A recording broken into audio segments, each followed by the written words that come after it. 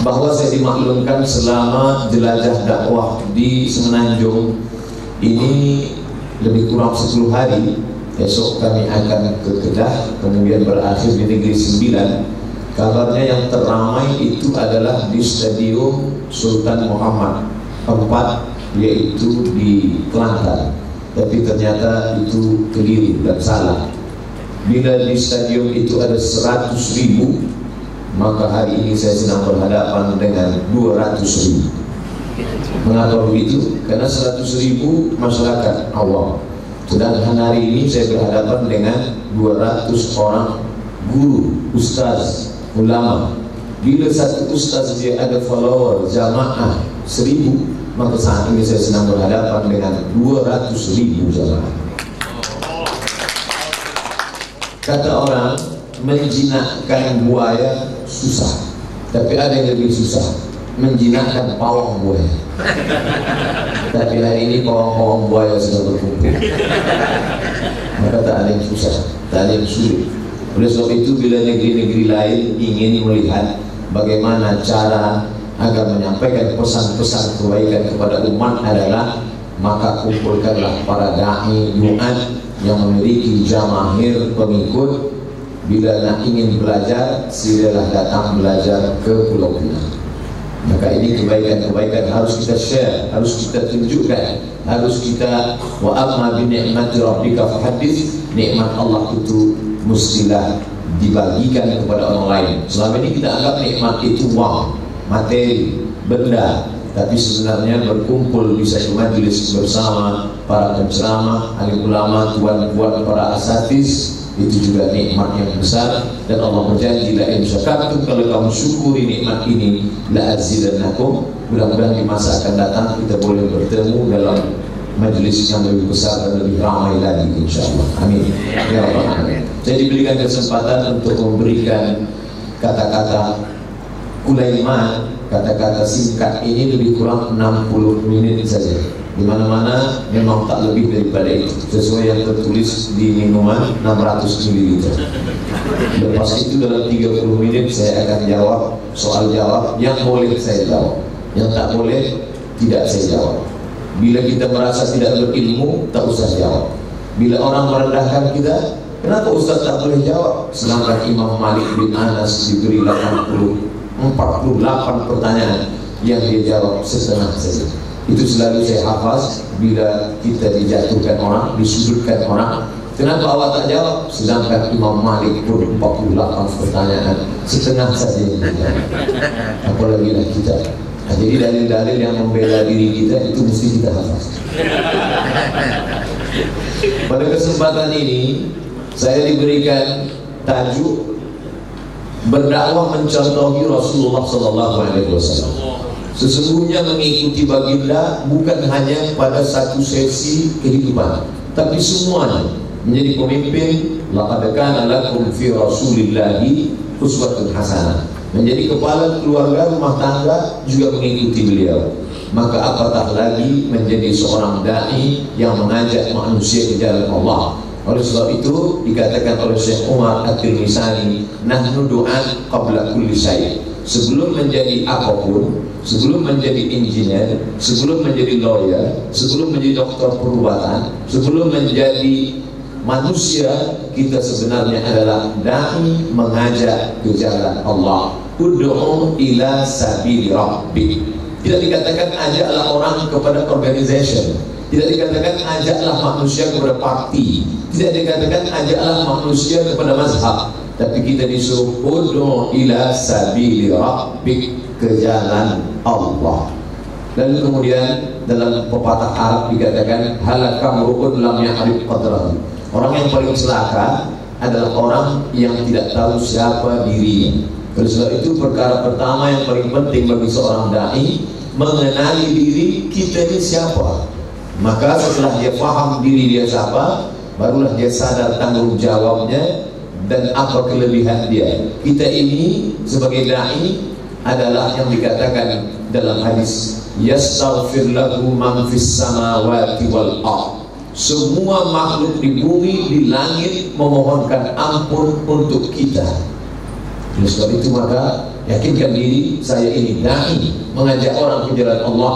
Hadis riwayat Ibnu Majah, yastaghfiru lahum man fis samawati wal ardh. Makhluk di langit, makhluk di bumi senantiasa memohonkan ampun atas silap salah dan dosa kita. Hatta al-hutu fil bahri, sampai ikan-ikan di dalam laut. Wan namlatu fi juhriha, semut-semut di dalam sarang, di dalam pokok kayu, di dalam tanah, semuanya memohonkan ampun untuk kita semua. Tapi ini saya sebutkan, jangan sampai yang sudah ada pekerjaan tetap lalu semua ingin menjadi dai. Kerana kita bagi-bagi tugas. Yang punya kekuasaan, ajaklah manusia ke jalan Allah dengan kekuasaan. Yang punya harta, ajaklah manusia ke jalan Allah dengan hartanya. Sedangkan yang punya ilmu, inilah para mubaligh, para asatiz, para tuan guru, para masyayikh, para ustaz, mengajak orang ke jalan Allah dengan ilmunya. Dalam Islam tidak ada holy man, manusia suci. Karena kita tanggung jawab mengajak orang ke jalan Allah ini. Mungkin di agama orang lain itu sudah tanggung jawab mereka, kita tak ada tanggung jawab. Sedangkan ini semuanya Datuk Timbalan punya tanggung jawab mengajak dengan kekuasaan yang diberikan Allah di genggaman tangannya. Kemudian pula yang punya harta benda, businessman, dia juga punya tanggung jawab. Hanya saja kita diberikan Allah dengan bicara, dengan tazkirah, dengan khutbah, sehingga kita tidak boleh berkata dakwah ini hanya kami saja. Mereka tidak berdakwah, kita berdakwah bil lisan, sedangkan mereka berdakwah bil mal. Sahabat kita yang lain berdakwah bil quwwah. Ketiga-tiganya adalah dakwah. Jadi tidak betul bila ada orang mengatakan kenapa dia tidak berdakwah. Sebenarnya dia tidak berceramah, tapi dia berdakwah. Kerana ceramah adalah bagian juzuk daripada dakwah. Tidak semua orang yang berceramah itu berdakwah. Ada juga yang berceramah tapi tidak berdakwah. Tapi ada orang yang tidak berceramah tapi sebenarnya dia berdakwah. Dakwah bil hal, dakwah bil mal, dakwah bil quwwah. Bila pemahaman ini kita fahami dengan baik, kita tidak akan mengecilkan peran orang lain, kerana setiap kita sudah ada perannya masing-masing. Wa fi dzalika falyatanafasil mutanafisun, maka berlomba-lombalah dalam jalan dakwah sesuai dengan kemampuan yang kita miliki. Kebetulan saat ini saya sedang berhadapan dengan orang-orang yang berdakwah bil lisan, sama dengan saya. Hanya saja kita sedang bertukar cerita. Saya tidak menggurui tuan-tuan guru. Menggurui tuan-tuan guru berceramah di depan para ustaz, para mubaligh, para ulama di Pulau Pinang itu sama artinya dengan mengajar itik berenang menggalangi air laut. Dia sudah masih hanya sekedar berbagi cerita.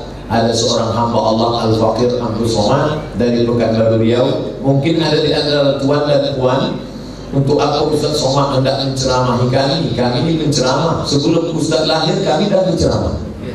Tapi ini hanyalah yang pernah didengar, yang pernah ditengok, yang pernah dipandang, yang pernah dibaca, lalu kemudian diceritakan. Kerana kita adalah apa yang kita dengar, apa yang kita baca. Oleh sebab itu kita mesti lebih banyak mendengar daripada berbicara. Makanya inna sam'a, pendengaran, wal basar, penglihatan. Pendengaran disuruh mendengar kata orang lain, wal basar, penglihatan suruh membaca, wal fuad, yang kau dengar, yang kau baca, wal fuad, kau renungkan di hati, kau pikirkan di kepala. Setelah itu kau olah dengan baik, barulah engkau sampaikan dengan kata-kata yang santun dan baik. Jadi kalau ada orang terlalu banyak bicara sehingga lupa mendengar, nanti kata-katanya tidak lagi santun. Makanya saya pun tak lama-lama bicara, 60 menit. Lalu kemudian setelah kita paham bahwa seluruh makhluk memohonkan ampun untuk kita, pekerjaan, aktiviti yang paling mulia adalah aktiviti kita. Wa man ahsanu qawlan mimman da'a ila Allah. Allah bertanya soal, tapi bukan untuk dijawab. Wa man ahsanu qawlan mimman da'a ila Allah. Adakah ucapan yang lebih baik daripada ucapan yang mengajak ke jalan Allah? Dan kita disebut pula sebagai al-ulama warasatul anbiya. Nabi tidak meninggalkan istana yang megah dan besar. Nabi tidak meninggalkan kerusi daripada emas, Tapi Nabi meninggalkan taraktu fikum amrayni, ada dua perkara. Inta masaktum bihima, kalau kamu pegang kuat yang dua ini, lam tadillu abadan, kamu tak akan sesat untuk selamanya. Kitabullah Al-Quran wa sunnati, dan sunnah Rasulullah SAW. Tapi Quran tidak berbunyi, tidak bersuara. Al-Quran tidak berjalan. Kalaulah Quran itu hanya dibaca pada tulisannya saja, orang semua akan salah membaca. Apa kata dia waktu membaca? Yasa, karena memang itu tulisannya Yasa. Tapi manakala dia belajar kepada guru, maka ternyata bukan itu bacaannya, Yasin. Tak ada huruf nun di situ, tak ada huruf ya di sana. Karena memang Quran tidak bisa berbicara tentang dirinya sendiri, karena dia adalah huruf dawat tinta yang ditulis di atas kertas. Dia mesti dijelaskan oleh ulama, dan ulama itu semoga kita termasuk di dalamnya, insyaallah, amin. Al-ulama warasatul anbiya. Dari mana kita membaca dua huruf itu dengan bacaan Yasin? Dari guru kita. Guru kita mendengar dari siapa? Dari guru-guru kita. Tuan guru kita dari mana? Daripada tabi'in, tabi'in, sampai kepada imam mazhab, sampai kepada sahabat, sampai kepada nabi. Nabi dari Jibril, Jibril dari Allah Subhanahu wa ta'ala. Al-Quran tidak turun kertasnya melayang-layang dari langit, tapi mendengar suara Jibril didengar Nabi, suara Nabi didengar sahabat, suara sahabat didengar tabi'in, suara tabi'in didengar tabi'in, sampailah kepada guru kita, sampailah kepada kita hari ini. Oleh sebab itu, bila ada orang tidak mau mendengar, maka dia dikhawatirkan terjerumus dalam dhalla wa adalla. Oleh sebab itu, dalam khutbah Jumat, kadang jamaah bertanya, Ustaz Somad, hari Jumat ini khutbah di mana? Saya tidak khutbah. Lalu tak senang Jumat. Saya Jumat ini mendengar khutbah. Manakala saya mendengar khutbah, baru tahu rasanya menjadi pendengar. Mana yang lebih berat? Berkhutbah atau mendengar khutbah? Mendengar khutbah lebih berat. Kenapa? Mengantuk. Masa saya mendengar khutbah itulah kantuk berat. Maka saya mesti belajar dari sini.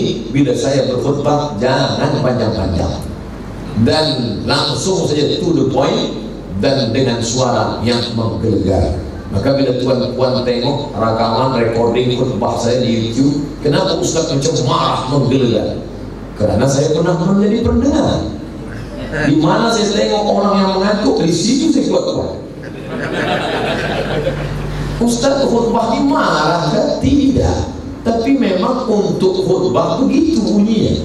Saya termasuk pengagum Syekh Muhammad Mutawalli Asy'arawi, lalu kemudian Syekh Abdul Hamid Kishik. Memang begitu suara mereka. Saya tidak menyalahkan ada khotib yang bersuara lembut. Pukul 1:30, masjid sejuk karena aircon kencang, suara sayup-sayup, komplit lah, cukup sudah. Oleh sebab itu, maka ketika kita mendengar, kita dapat mengambil suatu pelajaran. 30 malam Ramadan, ada 3 malam saya kosongkan. Malam ini Ustaz bagi tazkirah di mana? Saya tak bagi tazkirah. Ustaz kemana? Saya tak bagi tahu. Kenapa? Bila saya bagi tahu, saya mendengar di sana, jamaah akan tengok, dan mereka tidak akan bagi tazkirah. Malam ini sebenarnya yang bagi tazkirah adalah Ustaz Fulan, tapi kerana ada Ustaz Abdul Somad, maka kita minta dia. Saya sengaja datang duduk untuk apa? Mendengar. Apalagi di Malaysia ini, Masya Allah, semua ulama-ulama besar datang kemari. Syekh Wahbah Zuhaili datang, Syekh Yusuf Al-Qaradawi berulang maju, Syekh Muhammad Said Ramadan Al-Buti datang. Tak lama lagi Syekh Mustafa Dib Al-Buwa 10 hari akan datang keliling di Malaysia. Ada pun ulama-ulama yang dari Makkah, dari Indonesia, bukan main banyak, sahabat-sahabat dakwah. Oleh sebab itu, maka manfaatkan ini mendengar supaya kita boleh berbicara. La taqfu ma laysa laka bihi ilmun. Jangan engkau bicara pada sesuatu yang engkau tidak mengerti, tidak paham. Inna sam'a, kerana pendengaran, wal basar, penglihatan, wal fuad, hati dan pikiran, kullu ulaika kana anhu mas'ula. Semua akan disoal, semua akan ditanya. Bila kita sendiri saja yang tersesat di tengah jalan, kita saja. Tapi tuan-tuan adalah driver. Tuan-tuan adalah driver, bukan driver motor kereta kecil, driver bus. yang di dalamnya ada 49 orang. Bila kita salah jalan, maka sesungguhnya kita bukan setakat bola, tapi kita sudah masuk dalam bola wa adalla. Oleh sebab itu di Kahirah sendiri, di Al-Azhar, tidak lagi ada mujtahid mutlak sendirian, tidak lagi ada ijtihad fardhi personal, tapi ijtihadnya sudah Majma' al-Buhuth al-Islamiyah di bawah lembaga Al-Azhar. Al-Azhar lembaga besar dipimpin oleh Grand Syekh Al-Azhar, Syekhul Azhar. Lalu kemudian di bawah itu ada university dipimpin oleh rektor, dan di bawah itu pula ada lembaga dakwah, tapi ada sebuah lembaga research bernama Majma' al-Buhuth al-Islamiyah. Di sana ada yang memiliki kepakaran bidang hukum konvensional. Di sana pula ada dokter yang paham tentang penyakit. Di sana ada seorang lawyer yang mengerti tentang hukum hakam dari Perancis. Sebab mereka mengambil hukum dunia ini dari negeri yang jauh. Indonesia dari Belanda dan kita pula dari Inggris. Mesti ada yang memahami itu. Kalau tidak, kesimpulan kita akan tidak sesuai dengan yang diharapkan. Kenapa begitu? Al-insanu a'da'u ma jahilu. Manusia akan memusuhi sesuatu yang dia tidak tahu. Oleh sebab itu kita mesti tanya baik-baik, ini sebenarnya permasalahan banking ini apa? Permasalahan finance ini apa? Permasalahan psikologi ini apa? Sehingga duduklah bersama orang-orang yang punya kepakaran di bidang psikologi, di bidang hukum hakam perundang-undangan, di bidang pemerintahan, di bidang finance, di bidang banking, sehingga berhasillah mengeluarkan satu ijtihad yang disebut dengan ijtihad jama'i. Dan di Europe pun tidak lagi satu orang mengeluarkan fatwa, tapi mereka berkumpul bersama. Itu yang disebut dengan fikih akademi atau akademi fiqh yang mengeluarkan hukum hakam, kerana rambut sama hitam isinya macam-macam. Oleh sebab itu maka mesti ada mudzakarah. Dzakara yudzakiru mudzakara. Satu orang dzakara, tapi bila ada dua orang yang saling ingat mengingatkan, bina musyarakah. Dzakara yudzakiru. Bila ini ingat ini lupa, bila ini lupa ini ingat. Kita duduk bersama. Lebih baik kita bertengkar, berkelahi, tegak urat leher di ruangan ini, lalu kemudian hasilnya kita bawa ke masjid-masjid, daripada kita marah mengamuk di atas mimbar menyampaikan keluh kesah kita, kebingungan kita, kekacauan kita, lalu jamaah mendengar. Padahal jamaah ini datang ke masjid ingin mencari ketenangan. Mereka di office sudah penuh beban kepala, stres, depresi. Mereka pula di tengah jalan begitu juga, jam. Di rumahnya juga mereka mengalami suatu kesulitan yang luar biasa. 3 tempat mereka sibuk. Di office sibuk, di jalan sibuk, di rumah sibuk. Satu-satunya tempat yang ingin mereka cari sakinah adalah masjid. Ternyata di masjid pun mereka juga tidak mendapatkan itu. Akhirnya mereka mencari yang kelima. Jangan heran masyarakat lari ke dadah. Sebab apa? Kerana itu yang menenangkan dia. Oleh sebab itu maka ketika kita bersama, begini kata mazhab Hanafi, begini kata mazhab Maliki, begini menurut mazhab Syafi'i, lalu kemudian berhasil mengeluarkan suatu ijtihad baru dalam bidang pemerintahan, dalam bidang siasat, dalam bidang iqtisad. Kita tahu bahwa fiqh ini banyak sekali. Ada fiqh ibadah, ada fiqh muamalah, ada fiqh siasat, ada fiqh bermacam-macam. Dan itu menjadi pembahasan. Maka alangkah baiknya duduk bersama saat ini hanya setakat pembuka saja. Tapi untuk kelanjutan berikutnya ada duduk bersama, pertemuan berkala, sebulan sekali, 2 bulan sekali, 3 bulan sekali, sehingga semakin banyak mudzakarah. Kita adalah apa yang kita baca. Saya hanya sanggup membaca mungkin 1 hari 10 muka surat. Tapi bila kita duduk 10 orang, 10 muka surat, 10 muka surat, maka kita sebenarnya sudah membaca hari itu sebanyak 100 kesimpulan. Maka saya kalau sudah jumpa dengan ulama, dengan ustaz, dengan tuan guru, saya tak banyak bicara, saya diam. Saya biarkan mereka bercerita. Untuk apa? Nak cari bahan untuk tazkiyah.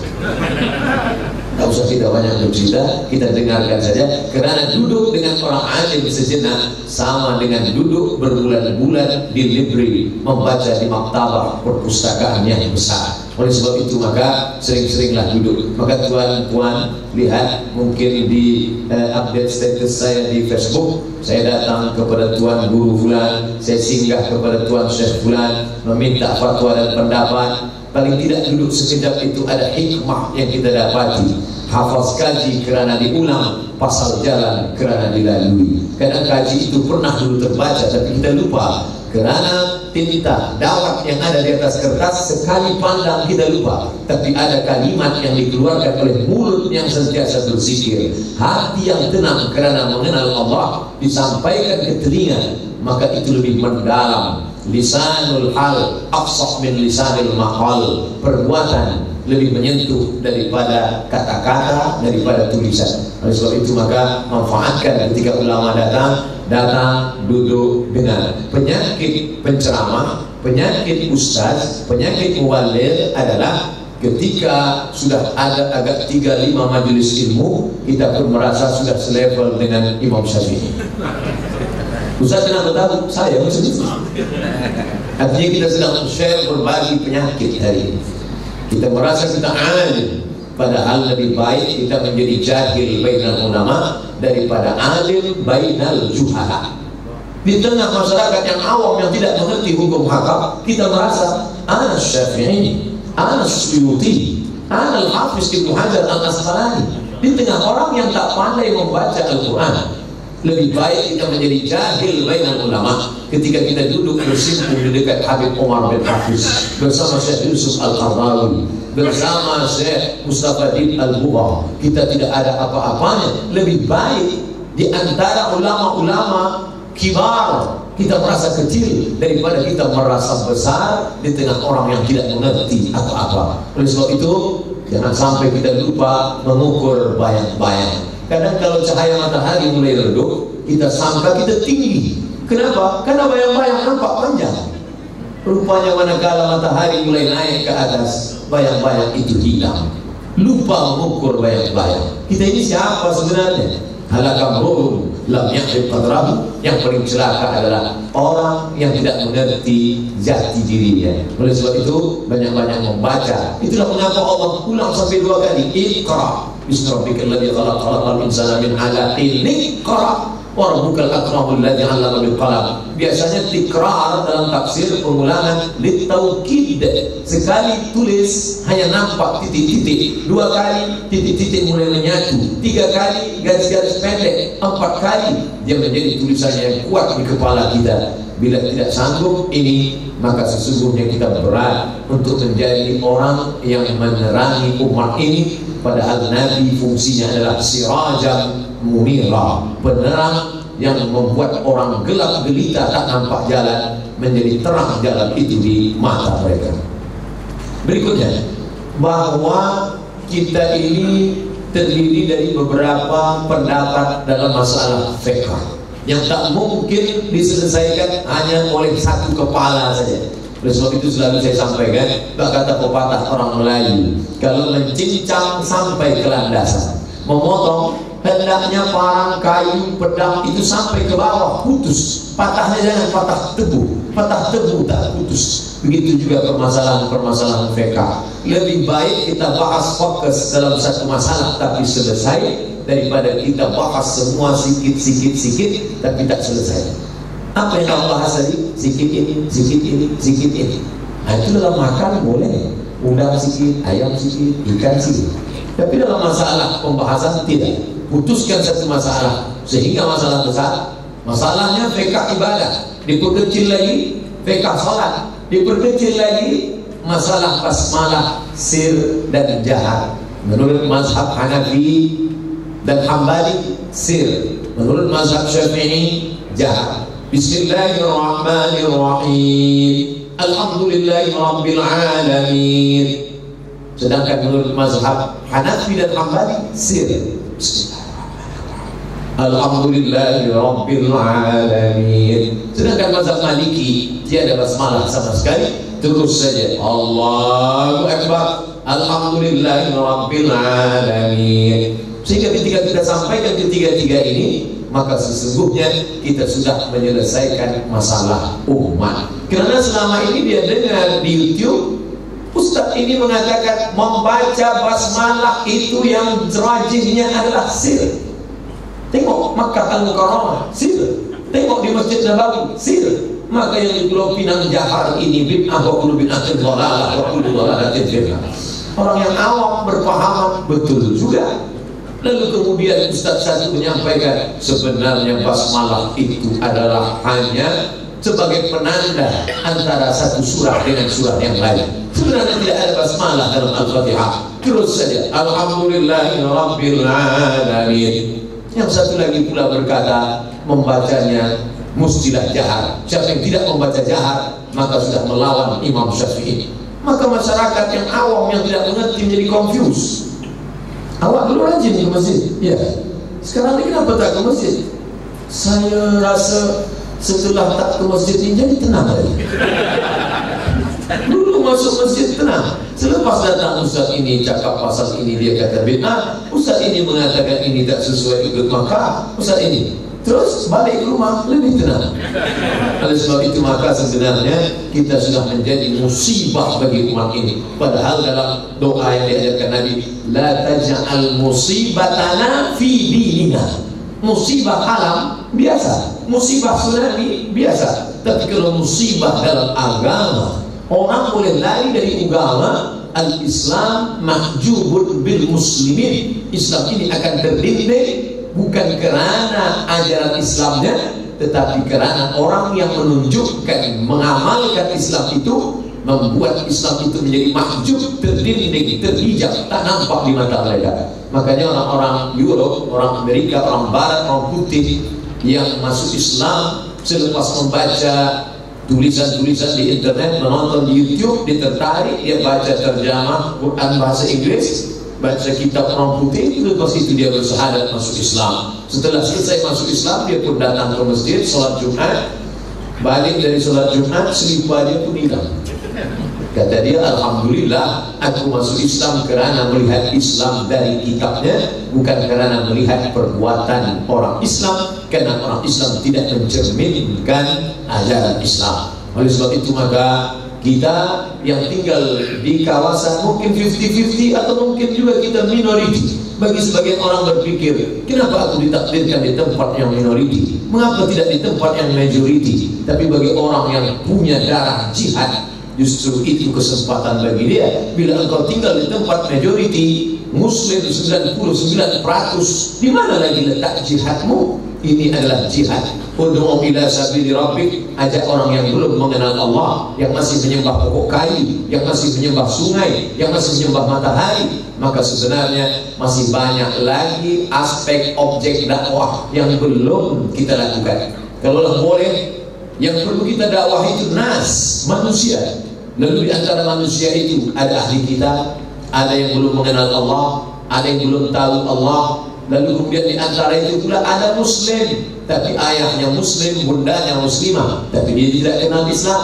Dan yang selama ini kita dakwahi itu siapa sebenarnya? Sudahkah kita berdakwah kepada ahli kita? Belum. Sudah kita berdakwah kepada orang yang belum mengenal Allah? Tidak. Lalu di antara yang kita dakwah itu sebetulnya siapa? Kita hanya baru berdakwah kepada orang yang sudah ke masjid. Di kampung itu ada 100 orang. Di antara yang 100 itu yang Islam 50. Di antara yang 50 itu ke masjid ada 5. Di antara yang 5 itu 2 baca Quran, 2 tidak. Yang 1 itulah yang sebetulnya yang kita dakwahi. Dan yang lain itu sebenarnya belum lagi kita sentuh. Oleh sebab itu amat sangat terbuka pintu kesempatan kalau kita membimbing mereka dalam mu'allaf center. Mereka yang bersyahadat, tidak hanya setakat bersyahadat selepas sholat Jumat, Tuan Imam membimbing ada yang akan masuk Islam dari saudara kita, dari sahabat kerabat kita, tetangga yang akan masuk Islam. Selepas masuk Islam dia pun pulang berbekalkan kain, hanya dapat kepiah. Selepas itu dia pun terlupakan. Kita lupa membimbing sholatnya, zikirnya, baca doanya. Di antara mengapa orang Jepun kurang tertarik masuk Islam adalah karena ikhtilaf di antara para ustaz yang menjadi pendakwah di Jepun. Yang satu berkata yang betul adalah mazhab Hanafi, karena ini para pendakwah dari India. Yang satu berkata yang paling betul adalah mazhab Syafi'i, karena dia datang daripada Asia Tenggara, Indonesia, Malaysia, Brunei Darussalam, Singapura. Lalu kemudian mereka berpikir, bila kamu yang mengajak ke jalan Allah pun berkelahi, lebih baiklah kami tidak ikut jalan itu. Oleh sebab itu maka bukan berarti saya mengatakan saya tidak bermazhab. Saya berpegang pada mazhab Syafi'i, tapi dalam menyelesaikan sesuatu masalah-masalah, selalu bila ditanya saya jelaskan yang menurut saya tahu. Ustaz Abdul Somad, ya, masalah menyentuh lelaki perempuan yang tak mahram batal ke tak batal, apa hukum ini? Menurut mazhab Syafi'i, aula mastumun nisa, menyentuh kulit yang tidak mahram batal. Menurut mazhab Maliki, bila bersyahwat batal. Menurut mazhab Hanafi, bersyahwat pun tidak batal. Kerana makna aula mastumun nisa maknanya bukan bersentuhan kulit, tapi maaf, artinya adalah jima. Jima baru batal. Maliki bersyahwat baru batal. Syafi'i bersyahwat tak bersyahwat batal. Dalam masalah ini saya berpegang kepada mazhab Syafi'i. Maka dalam hal itu, oh kalau begitu kami ikut ustaz sajalah. Ahlan wa sahlan, baik, tak salah. Dan kita pula di negeri Melayu ini sepakat semuanya, dari mulai mufti kerajaan Aceh Ar-Raniri, Syekh Nuruddin Ar-Raniri, sampai ke Kalimantan Syekh Muhammad Arsyad Al-Banjari, sampai ke Sulawesi itulah dia Syekh Yusuf Al-Makassari Tajul Khalwati, sampai ke Kelantan Syekh lupa pula namanya, ulama-ulama ke Patani, Syekh Daud Al-Fatani, Syekh Ahmad Al-Fatani, Syekh Wan Mustafa Al-Fatani, mereka ini semua bermazhab Syafi'i. Sehingga ketika itu kita sampaikan, apalagi memang di Malaysia ini memang diatur, memanglah berasaskan Islam, tapi lebih spesifik lagi akidahnya Asy'ari, fiqhnya Syafi'i, dan tasawufnya Sunni, bukan tasawuf falsafi, tasawuf Sunni yang diajarkan oleh Junaid Al-Baghdadi dan Abu Hamid Al-Ghazali dalam kitab Ihya Ulumuddin. Apa maknanya? Amat sangat terbuka kesempatan. Maghrib ke Isya 45 menit mengkaji. Isnin malam Selasa akidah, Selasa malam Rabu fiqh, Rabu malam Kamis hadis, Kamis malam Jumat tidak ada tazkirah, membaca Yasin bersama-sama. Man qara'a Yasin fi lailatin, sesiapa yang membaca Yasin pada suatu malam, asbaha maghfuran lah, pada waktu subuhnya dia sudah diampuni Allah. Pada Sabtu malam Ahad, lalu kemudian mengkaji tafsir-tafsir ayat-ayat pendek, Wadduha, Alam Nasrah, Idza Jaa, Al-Quraisy. Supaya apa? Supaya masyarakat awam yang ketika mereka membaca dalam sholat mereka atau imam membaca, mereka menjadi faham. Li'ilafi Quraisy ilafihim rihlatash shita'i was-shayf falya'budu rabb hadzal bait alladzi at'amahum min ju' wa amanahum min khawf. Tergantung mana ketertarikan kita. Saya rasa-rasanya lebih tertarik pada bidang hadis Ustaz. Sampaikan saja, satu pertemuan satu hadis, 4 kali dalam sebulan 4 hadis, 40 kali dalam setahun. Ramadan kita tajuk tema lain, mungkin ada cuti 1 bulan, 4 kali dalam sebulan, 40 bulan, 40 hari, 40 pekan, maka kita sudah menyampaikan hadis Arba'in. Kalau Imam Nawawi boleh menulis Arba'in Nawawiyah, mengapa kita tak tulis Arba'in Somaliyah? Artinya apa? Terbuka kesempatan sehingga masyarakat menjadi cerdas. 40 hadis kita fokuskan lagi, 40 hadis dalam bidang sabar, 40 hadis dalam bidang tawakal, 40 hadis dalam bidang ridha, 40 hadis karena kebetulan kita tertarik tentang tahzibun nufus, tazkiyatun nafs, pensucian jiwa. Bila tak bersetuju dengan kata-kata tasawuf, sebenarnya nama saja tasawuf, isinya tak lain tak bukan adalah tazkiyatun nafs wa nafsi wa ma sawwaha, demi jiwa dan penciptaannya, fa alhamaha fujuraha wa taqwaha. Allah berikan jalan fujur, Allah berikan pula jalan takwa. Qad aflaha man zakkaha, beruntunglah orang yang mensucikannya, wa qad khaba man dassaha, merugilah orang yang mengotorinya.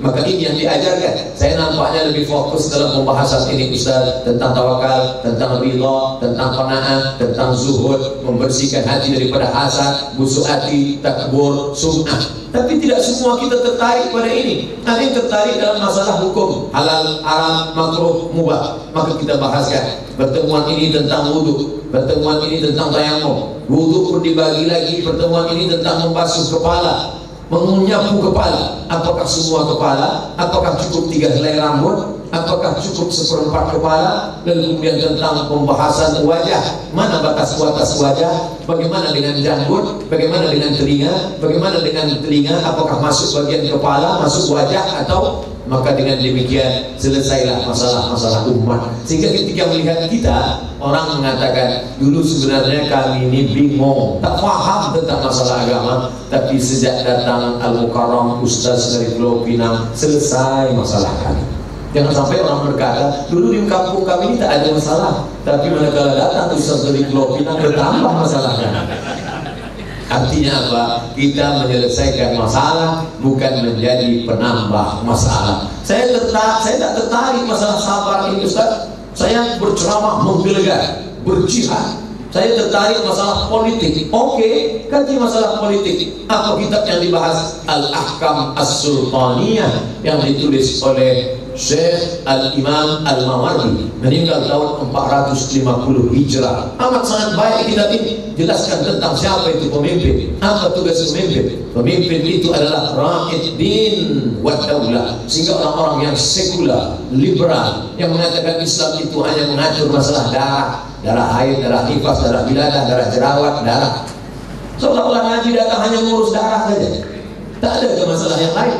Fahamlah mereka, sesungguhnya Islam ini semua dia atur. Ya ayyuhalladzina amanu dukhulu fis silmi kafah. Segala aspek kehidupan. Islam adalah way of life. Islam bukan hanya setakat ritual, tapi Islam menjadi solusi terhadap permasalahan umat. Tapi memang betul kitab itu dikaji sehingga masyarakat menjadi smart, cerdas. Dia kita ajarkan tentang bahwa 1 meter itu panjangnya 100 cm. Kita ajarkan itu kepada umat tentang standar kebenaran. Maka dia tidak lagi menilai kebenaran melalui orang, tapi dia nilai orang dengan kebenaran. Kita sampaikan kepada dia 1 meter itu 100 cm. Sesiapa saja yang datang kemari membawa tongkat, membawa kayu, membawa apapun namanya, kain, dia berkata ini 1 meter, kita ukur 90 bukan 1 meter, 80 bukan 1 meter, karena kami sudah diajarkan ustaz kami bahwa yang namanya 1 meter adalah 100 cm. Sehingga yang kita sampaikan bukan syatam, bukan tol, bukan cacimaki, bukan sumpah serapah. Manhajuna manhajul bayan, begitu yang dikatakan oleh para ulama Al-Azhar. Manhaj kita adalah manhaj bayan. Bayan menjelaskan. Dzalikal kitabul la raiba fihi hudan. Syahrul Ramadan alladzi unzila fihi al-Qur'an hudan. Maka hudan bayan menjelaskan ini hak, ini batil. Maka ketika kita menyatakan ini hak, saat itu kita sedang berdakwah. Tapi jangan lupa, ibtalul batil menunjukkan yang batil juga adalah bagian dari kebenaran. Makanya saya bila diminta menjelaskan, Ustaz tolong menjelaskan tentang Syiah, saya tidak tahu dan saya mesti tunjukkan kitabnya, ada PDF-nya, harus ada screen-nya. Karena kalau tidak nanti kita akan dikatakan penyebar fitnah. Ini Ustaz Somad membangkitkan fitnah saja. Dikutip pendapat para ulama, dinukil menurut Syekh Ali Jum'ah, kita tidak mungkin bersama dengan mereka karena ada 5 percanggahan persimpangan. Yang pertama, mereka menambah rukun iman. Kita hanya percaya kepada 6, antumina billah wa malaikatihi wa kutubihi wa rusulihi wa yawmil akhir wa bi qadri khairihi wa syarrihi. Tapi mereka mengatakan sesiapa yang tidak beriman kepada 12 imam, maka dia tidak diakui sebagai umat Muhammad sallallahu alaihi wasallam. Selepas Nabi Muhammad meninggal digantikan oleh Sayyidina Ali, Ali meninggal digantikan oleh Sayyidina Hasan, Hasan meninggal digantikan oleh Sayyidina Husain, Husain meninggal digantikan oleh Zainal Abidin, Zainal Abidin meninggal digantikan oleh Muhammad Al-Baqir, Muhammad Baqir digantikan oleh Ja'far Shadiq, Ja'far Shadiq meninggal bercabang 2. Yang satu nama anaknya Ismail, yang satu bernama anaknya Musa. Yang mengikut Ismail maka disebut dengan Syiah Ismailiyah, disebut juga dengan Syiah Imam 7 Sabaiyah, karena imamnya cuma 7: Ali, Hasan, Husain, Zainal Abidin, Muhammad Baqir, Ja'far Shadiq, Ismail. Sedangkan yang mengikut jalur kiri disebut dengan Musawiyah, karena mengikut Musa Al-Kazim. Musa dilanjutkan dengan anaknya Ali Ridha, sampailah kepada imam yang ke-12. Itulah yang sampai hari ini katanya masih hidup dan sedang berada di dalam Sirdap, sebuah gua yang berada di Irak. Di pintu-pintunya dinyalakan lilin dan mereka berdoa, Allah farij karbahu, ya Allah selesaikanlah, cepat-cepatlah dia keluar, yang sampai hari ini ditunggu belum juga keluar. Apa kejadian di dalam? Saya tidak tahu, Allah. Artinya jangan sampai ketika ditanya, Ustaz Al-Mukarram, apa pendapat tentang mazhab aliran ini sesat. Letak sesatnya di mana? Jangan tanya-tanya, banyak tanya masuk neraka. Tapi manhajul bayan. Yang pertama, karena menambah rukun iman dengan percaya kepada imam yang ke-12. Yang kedua, menghalalkan yang haram. Itulah dia nikah mut'ah. Al-mut'atu aqidatuna. Nikah mut'ah itu adalah akidah kami. Siapa yang tidak percaya kepada mut'ah, maka dia tidak seakidah, tidak sealiran dengan kami.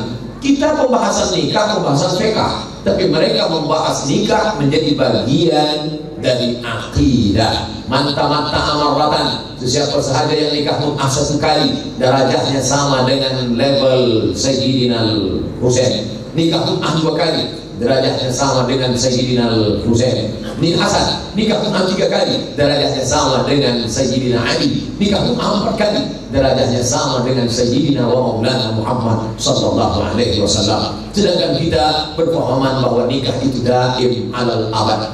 Yang ketiga, bahwa mereka mengatakan Al-Quran ini ada yang original. Itulah dia Mushaf Fatimah yang 3 kali lebih tebal daripada yang ada sekarang. Yang keempat, bahwa sahabat-sahabat itu kafir kecuali 3. Yang pertama Miqdad bin Aswad, yang kedua adalah Salman Al-Farisi, yang ketiga tak lain tak bukan adalah itulah dia seorang laki-laki bernama Abu Dzar Al-Ghifari. Lain daripada itu kafir. Kenapa? Karena mempersetujui Abu Bakar dan Umar merampas imamah kekhilafaan Sayyidina Ali karramallahu wajhah. Dan yang kelima, susah untuk berbicara dengan mereka karena mereka berpahaman taqiyah. Bila dia berkumpul dengan orang Ahlus Sunnah, mungkin ada di antara kita ini yang berpahaman Syiah, tapi manakala dia bersama dengan Ahlus Sunnah, kita tanya, awak Syiah atau Sunnah? Saya Ahlus Sunnah. Karena taqiyah menutupi diri untuk menyelamatkan. Ahlus Sunnah ke Syiah? Saya Ahlus Sunnah. Sunni ke sini? Saya Sunni. Tapi bila dah 50-50, awak Sunni ke sini? Saya Susi. Sunni sini.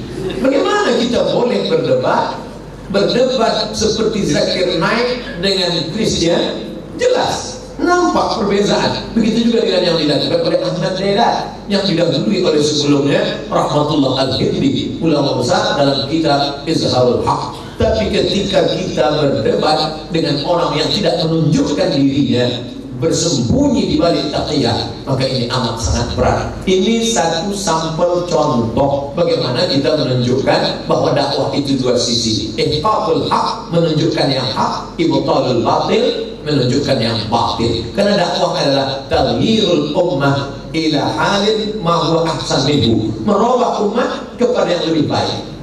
Jadi kalau ada orang berkata pendakwah yang paling berhasil adalah Ustaz Abdul Somad, kenapa? Karena bila dia bertausiah stadium penuh. Bukan. Karena standar berhasil dakwah adalah bagaimana umat itu berubah. Kira-kira selepas Ustaz Abdul Somad tazkirah malam nanti, kita tengok bagaimana cara kita mengukur berhasil sukses tidaknya. Tengok subuh esok. Kalau berlebih jamaah daripada biasa, sukses. Tapi kalau itu ke itu juga, imam 1, makmum 3, maka sesungguhnya kita sudah salah membuat standar 1 meter 100 cm kesepakatan ijma' dunia. Siapa yang berpemahaman kurang daripada itu, maka dia sudah keluar. Ini perlu kita pahami bersama kerana manhaj kita. Adapun yang paling sulit susah sekarang, dulu kita kalau mau membeli kitab, menunggu jamaah haji pulang setahun sekali berkirim beli kitab ke Makkah Al-Mukarramah. Hari ini, makanya saya selalu tidak pernah mengatakan di kelas jangan baca buku ini, jangan baca kitab ini sesat. Dulu di pondok, bila tuan guru mengatakan jangan baca kitab ini, kita menyebutnya pun takut. Hari ini, bila saya katakan jangan baca kitab Mafhumun Nas yang ditulis oleh Nasr Hamid Abu Zaid, kitab itu menyesatkan. 5 menit selepas saya berkata, penuntut akan bertanya sekali lagi, kitab apa tadi Ustaz? Mafhumun Nas. Ya, dia tulis Mafhumun Nas PDF. Betul. Dia dapat, dia print, dia cetak, balik rumah dia baca. Maka tidak ada yang paling selamat untuk zaman sekarang adalah selain menunjukkan ini yang benar, sehingga ketika orang paham mana yang benar, mana yang salah, dia tahu. Kita tidak mengatakan ini salah, tapi kita tunjukkan ini yang benar, sehingga orang boleh membedakan mana yang original, mana yang palsu, mana yang betul, mana yang batil, mana yang bengkok, mana yang lurus. Oleh sebab itu maka diperlukan kecerdasan yang luar biasa. Tapi untuk memahami kitab-kitab ini tentu kita kesulitan. Karena kitab ini ditulis oleh ulama. Bila kita baca kitab Majmu' Syarah Muhadzab, ditulis oleh Imam An-Nawawi. Nawawi meninggal tahun 676. Sekarang kita hidup tahun 1440. 676 ke 1440, 800 tahun. Sebelum ke Maghribi, saya sempat 2 semester di UKM, Universiti Kebangsaan Malaysia Bali, Kajang. Lalu kemudian kami wajib mengambil subjek bahasa Melayu. Padahal saya orang Melayu. Nampaknya orang Malaysia tak percaya saya Melayu. Wajib, kerana wajib saya pun ambil subjek. Masuklah Encik Rusdi, pensyarahkan. Dia bawa satu teks manuskrip, suruh faham. Awak orang Melayu, coba baca. Tak faham. Banyak vocabularies, kata-kata yang kami tak faham. Lalu dia kata, katanya awak orang Melayu, kenapa tak faham? Saya tanya, ini manuskrip tulisan tangan Melayu umur berapa tahun? Ini umurnya baru 100 tahun. 100 tahun teks Melayu, orang Melayu tak faham. Bagaimana kita boleh faham kitab Al-Majmu' Syarah Muhadzab, Al-Minhaj Syarah Sahih Muslim Ibn Al-Hajjaj yang berusia 800 tahun? Apa yang dilakukan Syekh Rusdi dulu, saya buat pula di kelas semasa saya jadi pensyarah. Dulu dia buat saya macam itu, saya buat pula siswa saya. Orang Melayu, ya. Selalu cakap Melayu, ya. Selalu dengar lagu Melayu, ya. Apa arti cindai? Tak tahu Ustaz. Melayu kan? Ya. Terbalaskan saya dulu dia buat macam. Bukalah kamus Melayu, cindai kain. Kainlah mana? Artinya apa? Banyak kata-kata Melayu yang sudah tidak dipakai lagi saat ini kerana dipakai oleh bahasa modern, canggih dan lain sebagainya. Saya hanya ingin mendudukkan posisi kita. Sedangkan membaca kitab Melayu pun kita tak faham. Alhamdulillah, Datuk menjelaskan tentang bagaimana kata-kata Haji Abdul Malik Karim Amrullah, Buya Hamka, ulama kami dari bumi Minangkabau. Tapi Malaysia menghormati orang berilmu. Siapa yang memberikan Doktor Honoris Causa kepada penghargaan Haji Abdul Malik Karim Amrullah? UKM, Universiti Kebangsaan Malaysia, menjemput ulama Haji Abdul Malik Karim Amrullah diberikan Doktor Honoris Causa kerana kontribut kepada umat Islam yang begitu luar biasa. Hari ini banyak penuntut yang tak faham kitab buku yang dibaca yang ditulis oleh Haji Abdul Malik Karim Amrullah. Tenggelamnya kapal Thunderwing, budak-budak tak faham. Tapi manakala dia tonton filmnya, dia menangis. Artinya apa? Bahasa sudah berubah. Jadi bila kita tak faham kitab yang ditulis oleh Imam An-Nawawi, tak faham kitab yang ditulis oleh Imam As-Suyuti, tak faham kitab yang ditulis oleh Imam Ibn Hajar Al-Asqalani, maklum saja. Maka diperlukan banyak kepala. Bila ada orang baca kitab tidak buka kamus, saya boleh baca kitab kuning, tak perlu melihat kamus. Baca kitab kuning tidak melihat kamus, bahasa Arabnya mustahil.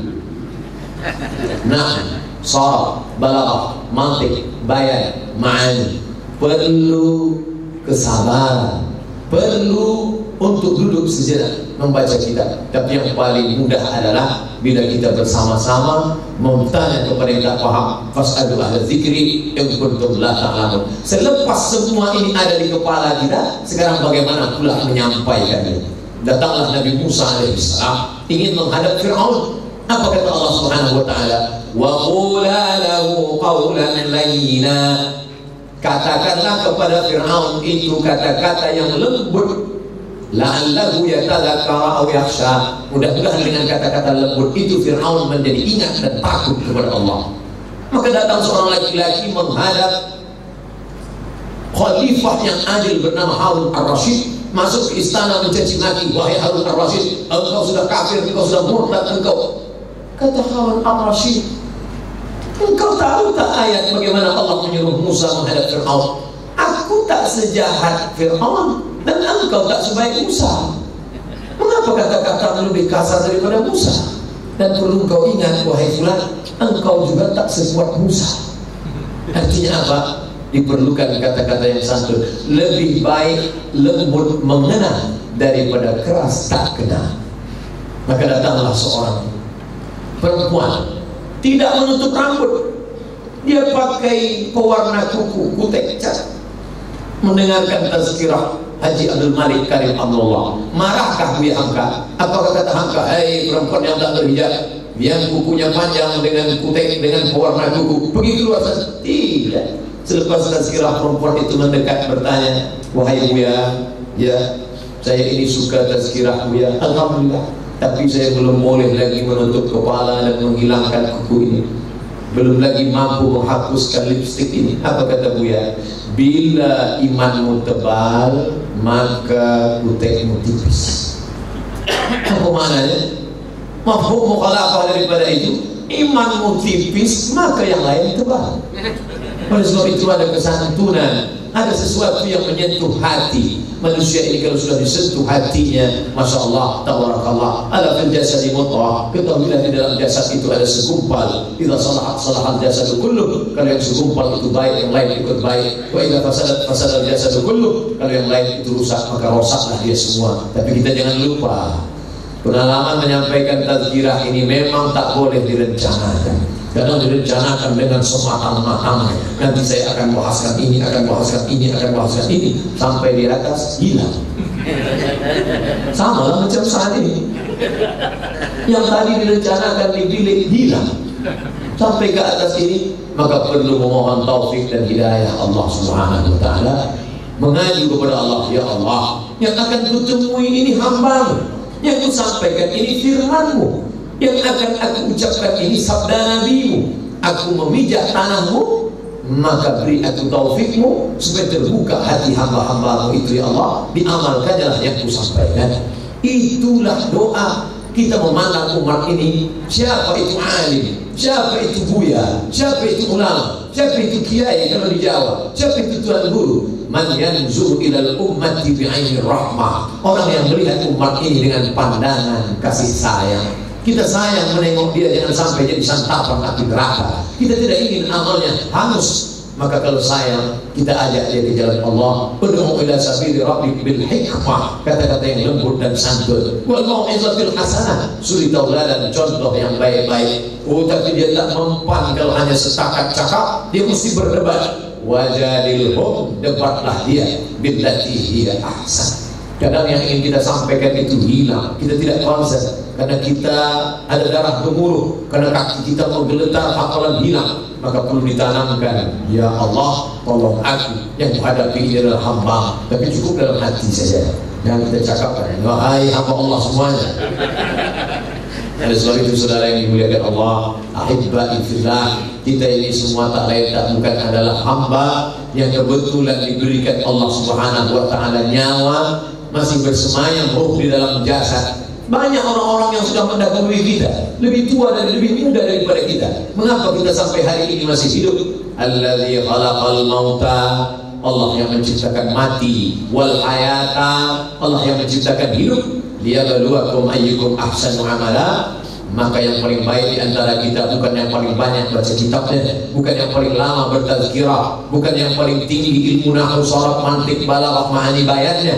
Yang paling mulia di antara kita adalah atqakum Yang paling bertakwa, ayyukum ahsanu amala. Buah daripada takwa adalah amal yang terbaik. Kalaulah tazkirah kita itu didengar orang, diamalkan orang, itu yang akan mengalir sebagai suluh di gelap gelita, sebagai tetesan embun di tengah gurun pasir. Pada saat rumah tinggal, kereta tinggal, nyawa melayang keluar dari badan, saat itulah umat berdoa, Allahumma ighfir lahu warhamhu wa'afihi wa'fu anhu waj'alil jannata maswahu, Allahumma ij'al qabrahu rawdatan min riyadil jinan. Itu sebenarnya yang kita ingin dari hidup yang singkat, tapi kita ingin hidup yang pendek ini berkualiti. Nah, cerita itu jangan hanya setakat kita saja, maka manfaatkan untuk recording, rakam. Saya tak ada kamera yang mahal, Ustaz, apalagi Sony.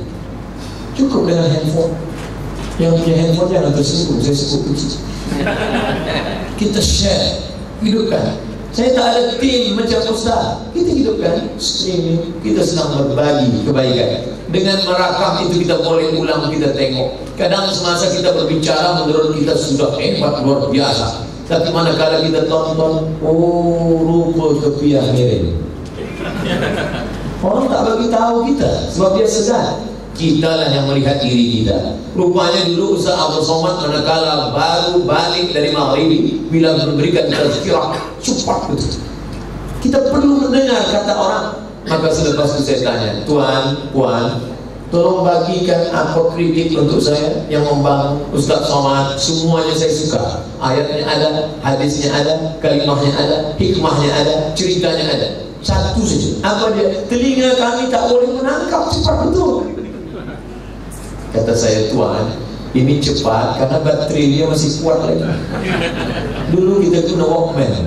Walkman bila baterai baru dia cepat, tapi bila dah lama nanti agak tua, insya Allah dia akan lambat sendiri. Assalamualaikum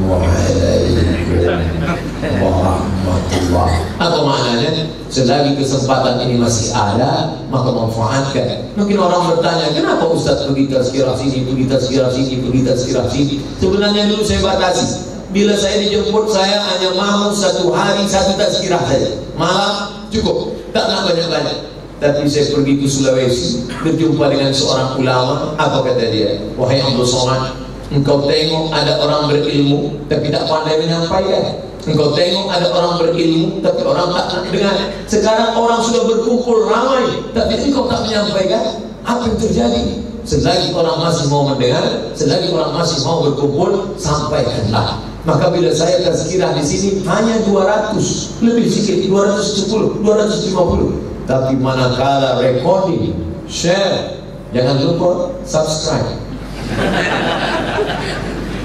Pagi tadi saya pergi dari Riau 7 hari yang lalu, subscribe baru hanya 750.000 sekian. Tapi pagi tadi sudah selamat tahniah, sudah mencapai 1 juta. Apa maknanya? Bila kita bicara ditonton oleh 1 juta orang, anggap sajalah yang ikhlas karena Allah 100, dan yang 100 itu pula yang mengamalkan hanya 50. Apa kata Nabi? Ayyadiyallahu bika rajulan wahidan. Satu orang dapat hidayah karena engkau, khairun min humurin na'am, lebih baik daripada engkau memiliki seekor unta yang merah. Unta merah adalah kereta termahal zaman Nabi Muhammad sallallahu alaihi wasallam. Oleh sebab itu, fahami ini dengan baik. Yang baik-baik datang dari Allah, yang tak baik dari hamba Allah yang dhaif, al-faqir, Abdul Somad. Dari tadi kenapa Ustaz tengok ke sana saja? Pukul 4 sudah tiba. Saya mula pukul 3 sampai pukul 4. Janji kita 60 menit. Bila ada yang ingin ditanyakan, saya akan jawab selama lebih kurang 30 menit. Terima kasih segala perhatian. Mohon maaf segala kesilapan dan kekhilafan. Wassalamualaikum warahmatullahi wabarakatuh. Assalamualaikum warahmatullahi wabarakatuh. Demikian tadi sesi proses ilmu yang telah disampaikan oleh yang berbahagia Ustaz Abdul Somad. Untuk teman-teman yang berhormat Datuk dan yang berbahagia Ustaz Abdul Somad,